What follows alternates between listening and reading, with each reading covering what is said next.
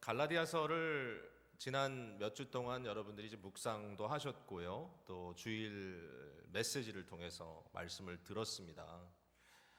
갈라디아서야말로 종교개혁 500주년 올해 꼭 읽어야 될 책 같다, 이런 생각도 하셨을 것 같아요. 오직 믿음으로 의롭다함을 얻는 이 복음, 율법의 행위가 아니고 어떤 외형적인 형식을 갖추는 것이 아니라 오직 우리의 내면 속에 허락된 믿음이라고 하는 아주 특별한 안목을 가지고 하나님께서 객관적으로 우리 예수 그리스도를 통하여 이루신 구원의 사역을 저희들이 받아들일 때 그리스도의 의가 우리에게 전가되고 그리스도의 죄에 대한 대속이 우리의 죄를 바꾸고, 그죠? 우리가 더 이상 죄인으로서의 스테터스가 아니라 그리스도 안에서 이제는 의롭다 하는 그러한 칭함을 받게 됐다는 것. 이 부분에 대해서 아마 갈라디아서만큼이나 강렬하게 우리에게 도전해주는 책은 사실 많지 않다는 느낌이 듭니다. 2장 16절 한번 우리가 읽어볼게요. 같이 2장 16절, 마이크를 조금 줄여주시면 좋겠네. 약간만. 2장 16절 시작. 사람이 의롭게 되는 것은 율법의 행위로 말미암음이 아니요 오직 예수 그리스도를 믿음으로 말미암은 줄 알므로 우리도 그리스도 예수를 믿나니 이는 우리가 율법의 행위로서가 아니고 그리스도를 믿음으로써 의롭다함을 얻으려 함이라. 율법 행위로서는 의롭다함을 얻을 육체가 없느니라. 분명하게 믿음의 원리로 얻는 의로움, 그렇죠? 율법의 행위 또는 율법 자체가 우리에게 구원을 가져다 줄 수 없지만, 그러나 예수 그리스도를 통하여 하나님께서 이루신 그 일을 믿는 믿음을 통하여 우리가 의롭다함을 얻는다. 오직 믿음입니다, 그렇죠?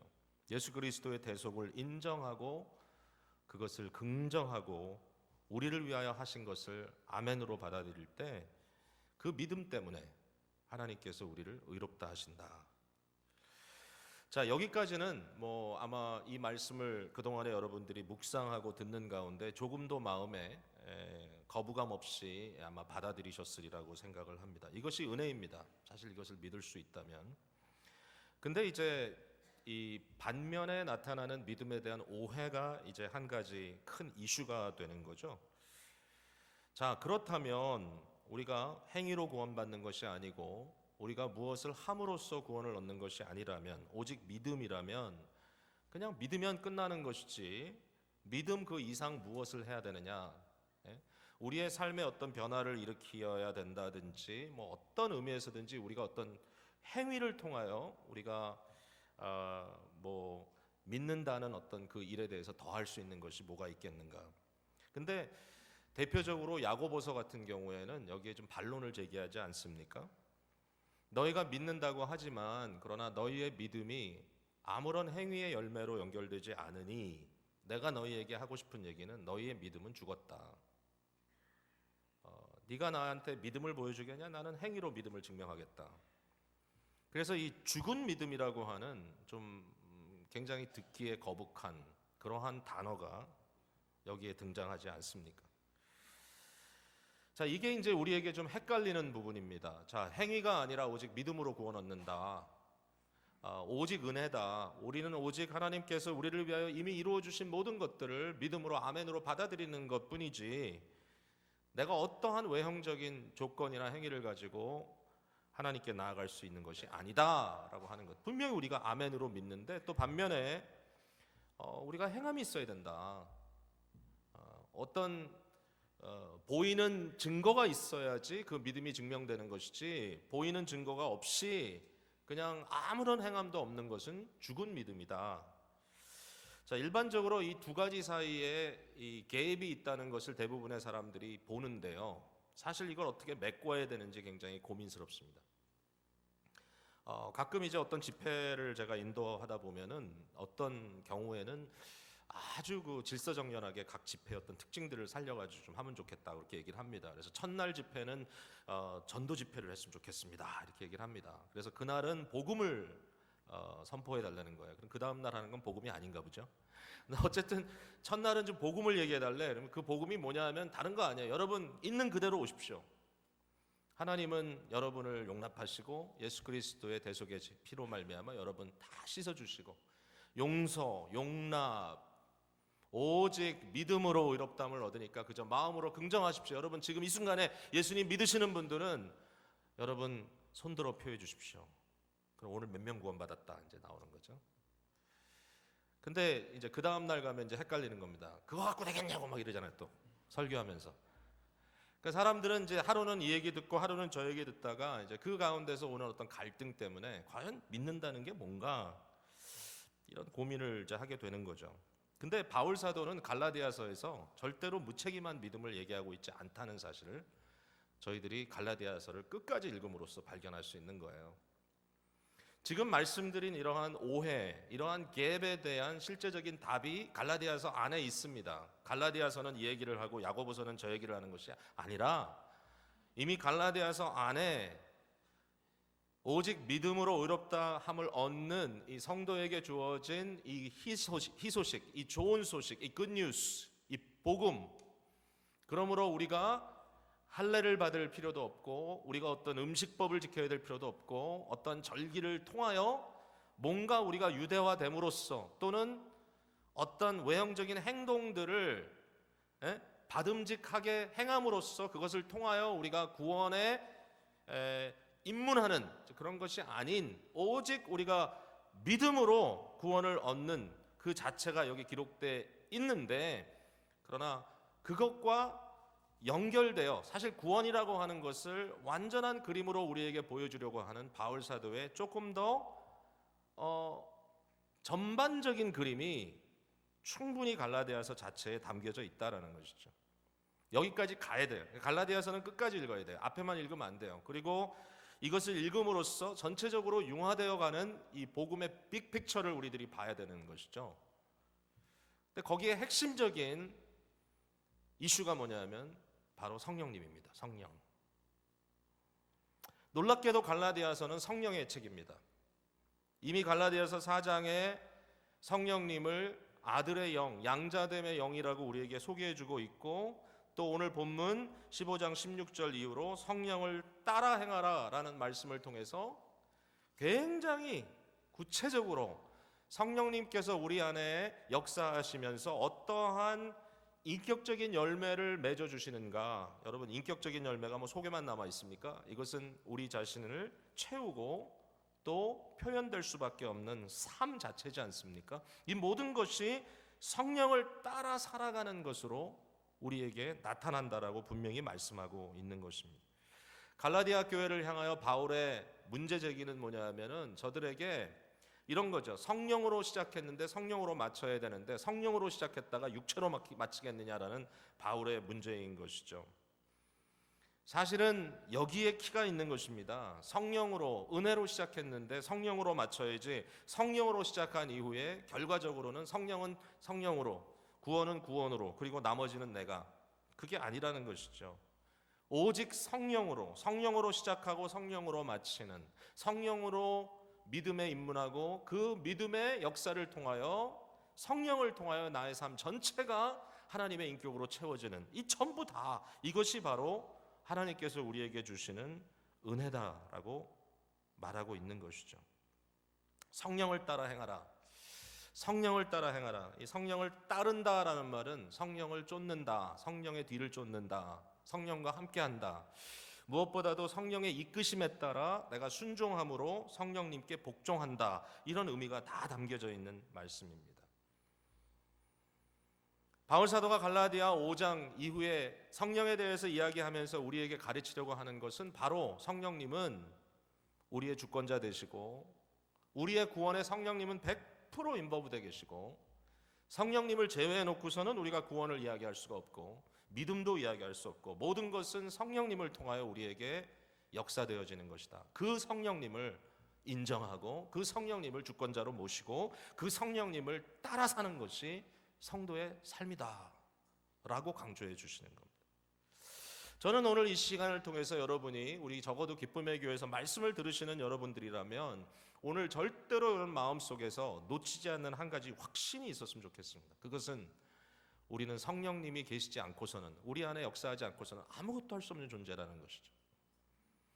여러분, 이 시간에 성령님을 나무로 생각하지 마십시오. 성령님은 하나님이신데요, 그 하나님 되신 성령님께서는 이미 저와 여러분과 우리 교회에 함께하고 계신다는 사실입니다. 이걸 반드시 오늘 깨달아야 됩니다. 성령님은 여기 계신다. 성령님은 우리 안에 계신다. 자, 한번 살펴볼게요. 첫 번째 오늘 제가 드리고 싶은 말씀은 성령님은 보냄받은 하나님이다라는 겁니다. 보냄받으신 하나님. 자, 이게 좀 약간 make sense 안 하는 것 같습니다. 하나님은 주권자이신데 하나님이 무슨 보냄을 받느냐. 이것은 삼위일체 하나님의 이 구속 사역에 관한 이야기입니다. 하나님은 선교적 하나님이라고 우리가 이야기를 합니다. 그래서 이 하나님의 선교라는 말을 선교 학자들은 가끔 쓰는데요, 이 하나님의 선교라는 말을 좀 멋있는 라틴어로 미시오 데이 이렇게 얘기를 합니다. 데이는 이제 God of God, 미시오 미션이라는 뜻이죠. 하나님의 미션, 미션 of God. 근데 이 말은 우리가 말하는 그냥 우리가 멀리 뭐 중국 가서 선교한다 이런 게 아니라 거기에 핵심적인 아이디어는 뭐냐면은 샌딩입니다. 파송. 근데 하나님은 파송하는 하나님이라는 거예요. 자, 누구를 파송하죠? 예수님께서 말씀하시죠. 아버지가 나를 보내셨다. 나도 너희를 보낸다. 그러니까 우리가 보냄을 받았다면 보냄을 받는 이유는 이미 하나님께서 하나님을 보내셨다라는 것이죠. 성부 하나님은 성자를 보내시는 하나님이다. 이미 여기까지는 우리가 충분히 이해가 됩니다. 한번 볼게요. 4장으로 넘어가서요. 갈라디아 4장 4절을 한번 봅니다. 때가 참에 이제 이 약속의 때에서 그러니까 이제 예언의 때에서부터 성취의 때로 간 겁니다. 그죠? 때가 참에 하나님이 그 아들을 보냈다 그랬습니다. 이것은 성부가 성자를 보내신 것을 이야기합니다. 그래서 성자 하나님께서 그리스도께서 여자에게서 나게 하시고 즉 인간이 됐다는 말이죠. 그리고 율법 아래 나게 하셨다. 율법 아래 왔다는 말은 율법의 규례 아래 들어오셔서 그 율법의 모든 그 디맨드, 율법의 요구를 만족시킴으로써 하나님의 거룩하심을 온전히 충족시키는 일을 하는 것, 이것이 예수님의 역할이었던 거죠. 율법 아래 나게 하신 것은 율법 아래에 있는 자들을 속량하시고 우리로 아들의 명분을 얻게 하려 하심이라. 그러니까 우리가 하나님의 아들이 되기 위하여 중재자가 필요했는데 바로 그분이 하나님께서 보내신 하나님, 성자 그리스도께서 이 땅에 오셔서 세상으로 보냄받으셔서 우리를 위하여 객관적인 구원의 역사를 이루어 주셨다는 것입니다. 우리가 아들이 될 충분한 조건을, 충분한 명분을 예수님께서 성취해 주셨습니다. 유일한 이유는 뭐냐면 보냄받으셨기 때문에. 성부가 성자를 보냈다. 자, 여기까지는 우리가 다 아는 거잖아요. 예수 믿는 사람들이 어느 누가 이 자리에 있는 분이 2000년 전에 팔레스타인에 예수 그리스도가 오셨는데 그분이 하나님의 아들이요, 그분이 곧 하나님이시다라고 하는 사실을 안 믿는 사람이 누가 있겠어요? 그걸 안 믿는다면 그리스도인이 아니겠죠. 여기까지는 다 믿어요. 하나님이 성부, 성자 그리스도를 이 세상으로 보냈다. God sent the Son into the world. 여기까지는 다 믿는단 말이에요. 자, 그러면 그게 다냐? 2000년 전에 있었던 어떤 객관적인 사실로, 그러므로 그 사실에 대하여 내가 내 머리로 긍정하는 것이 믿음이냐? 아닌 거예요. 그게 다가 아닌 거예요. 계속 봐야 돼요. 자, 6절을 한번 볼게요. 4장 6절 같이 읽습니다. 시작. 너희가 아들이므로 하나님이 그 아들의 영을 우리 마음 가운데 보내사 아바 아버지라 부르게 하셨느니라. 자, 우리가 아들이 될 명분을 충분히 갖추게 하신 것은 예수 그리스도 때문입니다. 자, 그런데 우리가 아들의 명분을 가진 것으로 끝나는 것이 아니라 성부 성자께서, 자, 여기에는 이제 하나님이라는 한마디로 되어 있지만 조금 신학적으로 우리가 추적해 가 보면 영광 받으신 그리스도께서 아버지와 함께 성령을 보내신다는 것을 우리가 알 수 있기 때문에 여기에 아들만 세상으로 보낸 것이 아니라 또 여기 보니까 아들의 영, 즉 성령을 보냈다라는 말이 나와요. 보냈다. 하나님께서 성령을 보냈다. 그런데 어디로 보냈느냐? 여기 보니까 우리 마음 가운데로 보냈다라는 겁니다. 자, 우리 마음이라는 것은 우리의 보이지 않는 것이지만 그러나 우리 존재의 중심부를 이야기합니다. 나의 가장 깊은 자아, 나의 정체성의 중심부, 내가 나됨. 여러분이 여러분 되는 것은 여러분의 마음 때문입니다. 여러분의 마음이 여러분의 실제입니다. 여러분의 마음의 생각이 진짜 생각이고, 여러분의 마음의 동기가 실제 동기이고, 여러분의 마음의 느낌이 실제 감정입니다. 여러분 마음이 여러분의 중심부입니다. 그 여러분의 존재의 중심 속으로 하나님께서 성령 하나님을 보냈다. 자, 이 부분에 대해서 많은 분들이 받아들이지 않는 거죠. 자, 예수님을 이 세상으로 보냈다까지는 아멘으로 믿어요. 그런데 똑같이 여기 증거되어 있습니다. 같은 보내심입니다. sending. 성부가 성자를 세상으로 보낸 같이 성부와 성자께서 성령을 우리의 마음속으로 보냈다. 이것이 복음입니다. 여기까지 믿어야 됩니다. 그 또 믿음이라는 것은 성령이 오셨기 때문에 가능한 겁니다. 생짜로는 도저히 불가능합니다. 우리 안에 성령의 보내심이 예수 그리스도의 이름으로 우리 안에 오심으로써 그 성령을 통하여 우리 안에 온갖 변화 역사들이 일어나기 때문에 믿음이 생기는 거예요. 오늘 이걸 믿어야 돼요. 저와 여러분이.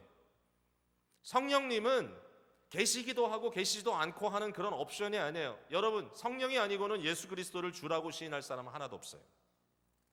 예수님이 주인이시고 그가 주인으로 이 세상에 오셔서 우리를 구원했다. 이것을 믿는다면 동시에 여러분 믿어야 합니다. 성령님이 우리 마음으로 오셨다. 왜냐하면 보냄받으셨기 때문에. 하나님의 액션은 주권적인 액션입니다. 여기에 대해서는 옵션이 없어요. 여러분 이 시간에 여러분이 괜히 마음 문을 닫고 난 성령님 안 받을래, 그러면 안 믿는 겁니다. 그러면 구원을 못 받은 겁니다. 여러분 그런 거 없어요. 만약에 이 시간에 여러분이 구원받은 백성이고 예수 그리스도를 믿는 분이라면 절대로 거부할 수 없는 상황이 뭐냐? 여러분 안에, 여러분의 존재 중심부에 하나님의 성령이 보내심 받았다. 여러분 안에 하나님이신 성령님께서 거하시는 것을 믿으시기 바랍니다. 그래야 믿음이 일어납니다. 다른 옵션이 없어요. 성령 없는 그리스도인? 그런 거 없어요. 단 이런 건 있어요. 우리가 이미 얘기했지만 그 성령을 근심되게 하느냐, 아니면 성령을 충만히 나의 주권자로 인정하느냐. 성령 충만이냐, 성령을 근심되게 하느냐. 여러분 예수님이 이 세상에 오신 때도 자기 백성들 가운데 오셨지만 자기 백성이 영접지 않았다는 이야기가 나오지 않습니까? 분명히 예수님 이 세상에 오셨고 그리스도가 이 세상에 오신 것을 인간이 막을 수가 없어요. 그 빛을 끄려고 아무리 어둠이 노력을 해도 그 빛은 꺼지지 않아요. 그 그리스도는 이 세상에 오셔서 온갖 어려움을 겪으셨지만 그러나 결국 그의 역사를 이루어내셨어요. 그와 마찬가지로 성령 하나님께서 정말 온갖 잡동사니로 가득 찬 우리의 마음속에 오셨어요. 그 오신 성령님께서 우리 마음의 잡동사니를 해치시고 그 중심부에 들어가셔서 우리를 변화시키는 일을 하시는 거예요. 그래서 우리 가운데 믿음이 생기는 거예요. 받아들일 수밖에 없어요. 인정해야 돼요. 이것을 인정 못할 때 어떤 일이 벌어지느냐? 방종하는 거예요. 성령님이 우리 안에 계신데 성령과 함께 하시는 우리의 육체와 우리의 존재를 가지고 성령님을 현저하게 욕보이는 일을 하는 거예요. 그게 히브리서에 나오는 예수 그리스도를 십자가에 못 박은 그 우리의 죄가 아직도 우리 속에 끊임없이 그리스도를 인정하지 않고 만약에 우리가 그리스도에게 계속 욕을 보인다면 현저하게 욕보임이라. 그와 같은 죄는 정말 극단적인 죄라는 것이죠. 오늘 깨달아야 됩니다. 나는 아무렇게나 할 수 있는 존재가 아니다. 예수 그리스도를 통하여 내가 하나님의 아들이 되고 하나님의 딸이 되었다면 나는 그러므로 성령께서 우리 안에 계시고 그렇지 않으면 내가 하나님을 아바 아버지라 부를 수도 없는데 내가 하나님을 아바 아버지라 부를 수 있다면 성령께서 내 안에 계신 것인데 그 성령님이 내 안에 계시다면 내가 막 살 수 없다. 내가 막 살아서는 안 된다. 내가 막 살아서는 안 된다.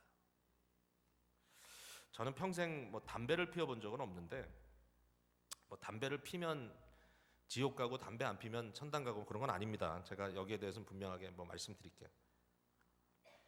혹시 이 자리에 담배를 좀 피시는데 끊을 수가 없어가지고 고생하시는 분들 계시죠?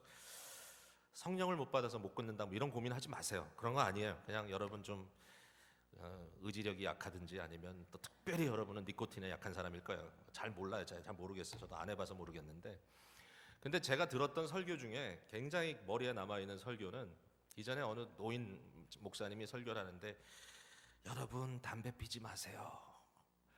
여러분이 담배를 쭉 빨아서 담배 연기가 여러분 속으로 쏙 들어가면 성령님께서 그 안에서 콜록콜록콜록콜록 하십니다.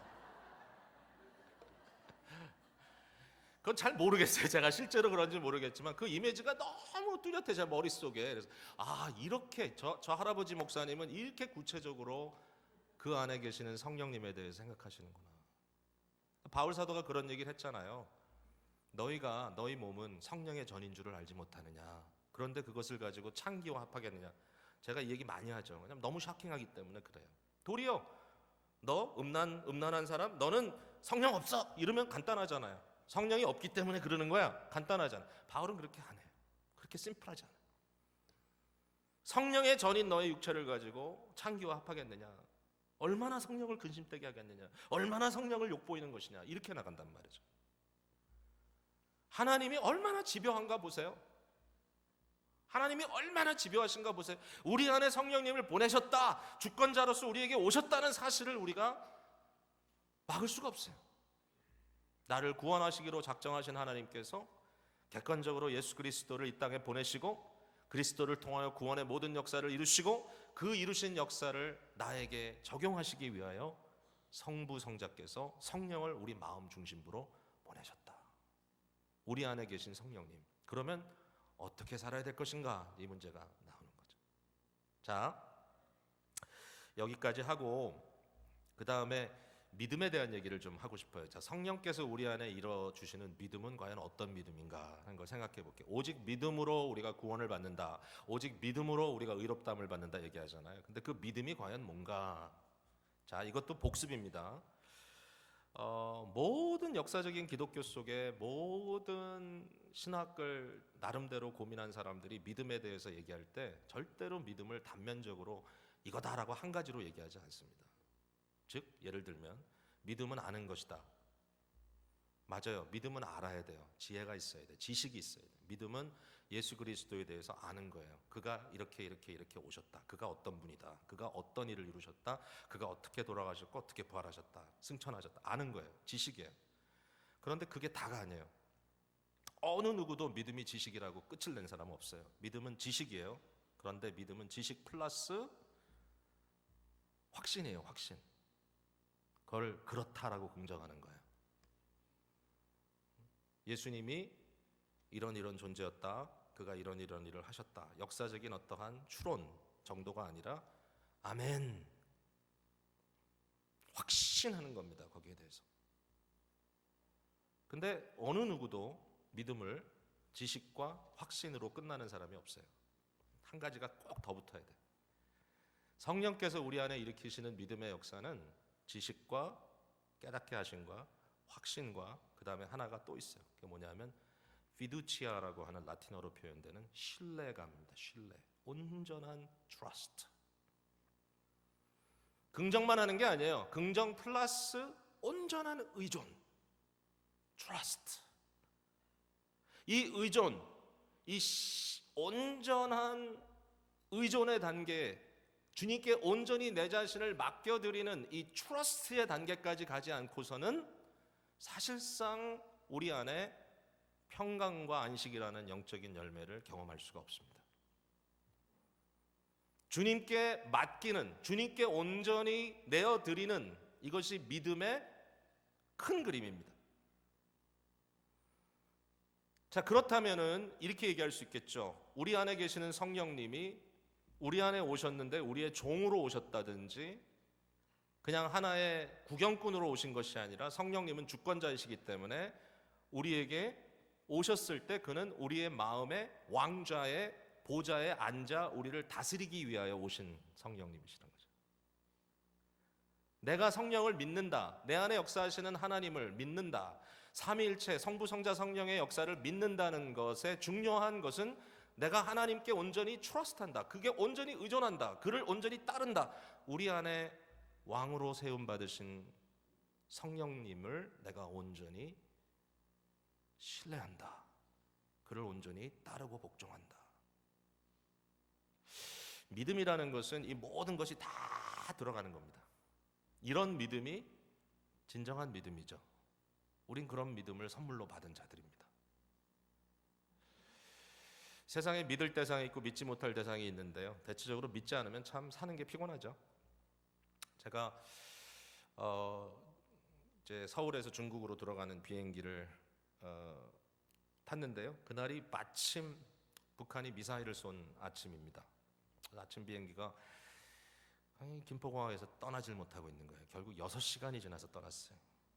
비행기 탔다 내렸다 다시 타고 또 한참 기다렸는데 그렇게 어렵게 이제 북경까지 딱 갔는데 게이트에도 내려주지도 않고 그냥 한 큰 마당 중심에 마당이에요. 뭐야 하여튼 거기다 내려주고 무슨 대통령도 아닌데 사다리 타고 내려와서 이러면서 내려가지고 버스 타고 이렇게 들어갔는데 제 뒤에 있던 두 젊은 분들이 아마 사업하러 오신 분들 같아. 그러면서 이제 둘이서 온갖 재밌는 얘기를 다 하더라고요. 그러면서 야 비행기 대단하지 않니? 한 사람 비행기 대단하지 않니? 이 무거운 쇳덩어리가 하늘을 나르다니 우리가 방금 저걸 타고 왔단 말이야. 그랬더니 옆에 있던 사람이 하는 말이 우리가 이렇게 위험한 물체에 우리의 생명을 맡긴다. 그러면서 그 얘기를 해요. 근데 그 얘기를 듣는 순간에 정말 그렇다. 생각해보면 따져보면 이게 참 대단한 일이다라는 생각이 들었습니다. 근데 우린 타고 왔어요. 돌아가는 길에 오는 게 힘들었지만 돌아가는 것도 힘들었어요. 역시 공항 한 가운데 게이트도 아니고 버스로 우리를 옮겨가지고 거기서 또 사다리 타고 비행기 타고 딱 들어갔는데 비행기가 떠날 줄을 모르는 거예요. 몇 시간을 기다립니다. 근데 이제 한 1시간 정도 기다린 이후에 갑자기 전기가 탁 나갔습니다. 저는 이제 기다림이 길어져서 전기를 끄는 줄 알았어요. 근데 그게 아니고 저쪽에서 갑자기 아나운스가 나오는데 정전됐다는 거예요. 저는 비행기 안에 타고 그 얘기는 처음 들었어요. 정전됐대요. 그러면서 영어로는 블랙아웃이래요. 이게 영어를 못하는 사람이라서 저런 얘기를 하나. 블랙아웃은 전기의 모든 그 서플라이가 끊겼다는 얘기 아니에요. 근데 실제로 그 순간의 느낌이 전기가 뚝 꺼지는데 엔진이 퐁 꺼져요. 그래서 지금 고친다는 거예요. 무더운 여름이었어요. 1시간 정도 걸렸어요. 그 안에 저는 산소가 다 없어져서 숨 막히는 줄 알았습니다. 덥고 막 냄새 나오기 시작하고 막, 야, 사람이 참 냄새 나는 존재다. 1시간만 에어컨 없으면 냄새가 나기 시작해. 그래가지고 결국은 이제 다시 전기가 들어왔어요. 전기도 그냥 금방 들어온 게 아니라 붕 하다 또 꺼지고 붕 하다 꺼지고 나중에 붕 하더니 그 다음에 엔진이 브롱 하고 되더라고요. 한참 그러다가도 한두 시간 더 기다렸다가 이제 저희가 떠났는데 떠나기 전에 또 그 승무원이 이제 광고를 합니다. 아나운스를 하는데 하는 말이 정전 사건은 여러분들이 안전하게 비행하는 것과는 아무 상관이 없습니다. 이렇게 광고가 나와요. 괜히 아무것도 생각 안 하고 있었는데 그렇게 광고를 하니까 갑자기 마음에 불안한 생각이 드는 거예요. 이제 그러면서 온갖 생각이 다 드는데 제가 비행기에 대해서 뭘 알겠어요. 비행기가 뭐 그렇다면 그런 줄 알아야지. 근데 우리가 차는 타봤잖아요. 차는 알잖아요. 여러분 차의 제너레이터가 망가지면요 배터리 재충전이 안 되지 않습니까? 그럼 배터리가 누전되든 전기가 다 나가버리면 엔진 꺼집니다. 갑자기 제 마음속에 그런 생각이 드는 거예요. 야, 갑자기 땅에선 괜찮지만 공중에서 정전되면 어떻게 되는 거냐 이거. 뭐 별의별 상상이 다 드는 거예요. 진짜 그럴 경우도 있겠나? 1시간 반 서울까지 비행하는데 세상 제 역사상 그렇게 불안한 여행을 한 적이 없어요. 제 마음에 이게 언제 갑자기 꺼지지 않나. 예. 뭐 이건 뭐 좀 간단한 그런 좀 경험이지만 그런 경험을 통해서 참 우리가 뭘 믿고 뭘 의지하느냐 이런 고민들이 좀 마음에 생기더라고요. 비행기를 하나 타는 것도 알아야 되고 확신해야 되고 그리고 확신하면 그냥 의지해야 됩니다. 그래야 편하죠. 그렇지 않으면 불편합니다. 우리의 인생 자체를 누구에게 맡기겠어요? 우리의 인생, 그것도 이 세상에서 살다 끝나는 인생이 아니라 영혼을 하나님께 온전히 맡긴다라는 것은 하나님께서 우리에게 끊임없이 우리에게 말씀하시는 거 아니에요. 너는 내 것이라 나는 너의 하나님이 되고 너는 나의 백성이 되리라. 내가 너를 책임진다. 나는 영원한 팔로 너를 붙드는 자다. 너는 내 안에 실족하지 않는다. 이 세상에 온갖 환난과 풍파가 있다 할지라도, 온갖 터뷸런스가 너에게 있다 할지라도 내가 너를 영원한 복으로 인도할 것이다. 그 하나님을 우리가 단순히 아멘 이 말이 뭐예요? 그냥 머리로만 압니다가 아니죠. 온 마음으로 우리의 존재 자체로 하나님께 복종합니다. 온전히 드립니다. 이게 믿음이잖아요. 자, 그렇다면은 우리의 주권자 되신 분이 성령님인데, 이 주권자 되신 성령님께서 우리 안에서 하시는 일이 뭔가? 자, 마지막으로 이것을 생각하고 이제 마칠게요. 오늘 본문에 보니까 우리 안에 계시는 성령님께서 주권적으로 하시는 일이 싸우는 일이에요. 싸우는 일. 우리 성령님은 싸움꾼이에요. 보니까 육체의 소욕을 거스린다 그랬습니다. 17절에 육체의 소욕은 성령을 거스리고 성령은 육체를 거스리나니 이 둘이 서로 대적함으로 너희가 원하는 것을 하지 못하게 하려 함이니라 그랬습니다. 여기 육체가 뭔가, 육체를 여러분들이 이 몸, 육신이라고 생각하면 오해입니다. 여기에 육체라는 것은 뭐냐면 하나님을 대항하여 하나님께 반항하는 모든 우리의 자아를 육체라고 합니다. 여기에 너희가 원하는 것, 즉 다시 말해서 우리의 죄성으로 말미암아 마음속에 끌어오르는 소욕, 우리 자기중심성, 자아를 섬기는 우상숭배, 이 모든 것이 다 육체예요. 육체. 여러분 보세요. 19절에 보니까 육체의 일은 분명하니 곧 음행과 더러운 것과 호색과, 여기까지는 좀 육신적 이런 몸의 죄라고 생각할 수 있는데, 그런데 들여다보면 그것보다 훨씬 더 정신적인 영적인 죄가 많습니다. 우상숭배, 주술, 원수 맺는 것, 분쟁, 시기, 분냄, 당짓는 것, 분열함과 이단, 투기, 거기에다 이제 술 취함, 방탕함 등이 더해져 있어요. 육체의 일은 뭐냐 하면 하나님을 거역하는 우리 마음의 모든 상태입니다. 그리고 모든 행위들, 육체, 옛사람, 아담, 우리 안에 하나님을 거부하고 하나님을 반항하는 그 모든 마음속에 있는 생각들, 이것이 다 육체. 근데 성령님은 바로 이런 것들을 대항해서 싸운다는 것입니다. 성령께서 우리 안에 싸우실 때 그 싸움은 피비린내 나고, 그 싸움을 통하여 우리는 아주 나쁜 막 타들어가는 그런 화약 냄새를 맡는 것이 아니라, 놀랍게도 성령께서 싸우시는 자리에는 향기가 납니다. 성령께서 싸우시는 곳에는 빛이 나옵니다. 성령께서 싸우시는 곳에는 아름다움이 창출됩니다. 성령의 싸움은 더럽고 추한 싸움이 아니라 성령의 싸움은 아름답고 고귀하고 위대한 싸움입니다. 왜냐하면 성령님은 하나님의 성품으로 싸우시기 때문입니다. 그래서 성령께서 역사하시는 그 자리에 나타나는 흔적은 성령의 열매, 즉 사랑과 희락과 화평과 오래 참음과 자비와 양성과 충성과 온유와 절제니 이 같은 것을 금지할 법이 없다. 거듭난 주의 백성들이 거듭난 의지를 가지고 우리가 해야 할 것은 무엇인가 하면은 날마다 이와 같이 우리 안에 숭고하고 아름답고 엑셀런트하고 뷰티풀한 영적인 싸움을 싸우시는 성령님께 우리의 모든 충성심을 드리는 것입니다. 성령으로 심는 것이죠. 6장 7절에 스스로 속이지 말라.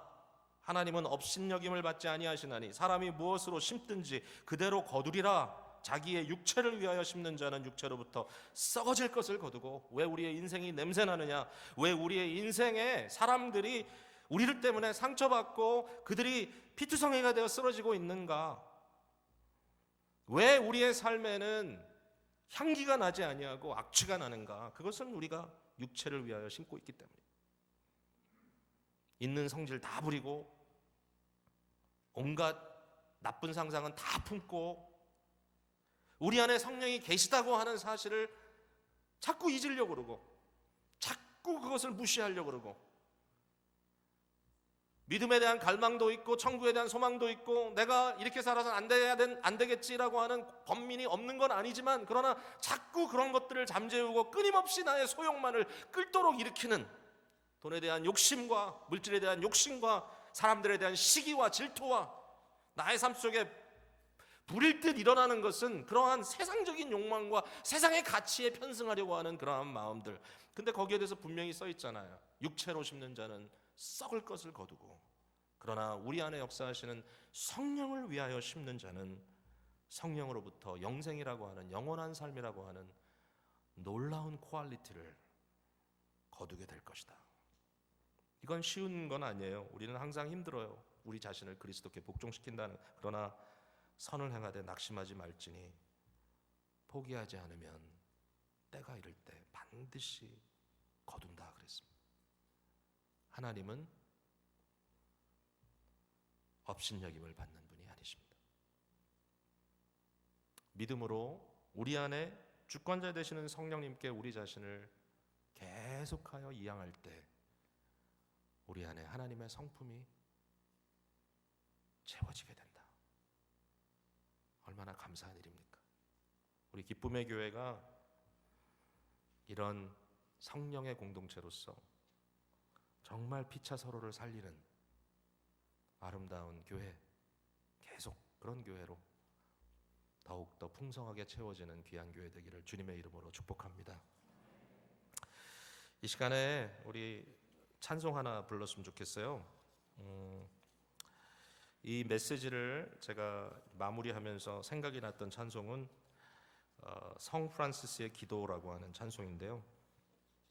좀 복잡한 곡이긴 하지만 아마 많은 분들이 아실 것 같아서 제가 이 찬송을 여러분과 함께 좀 나누고 싶다라는 생각이 들었어요. 그래서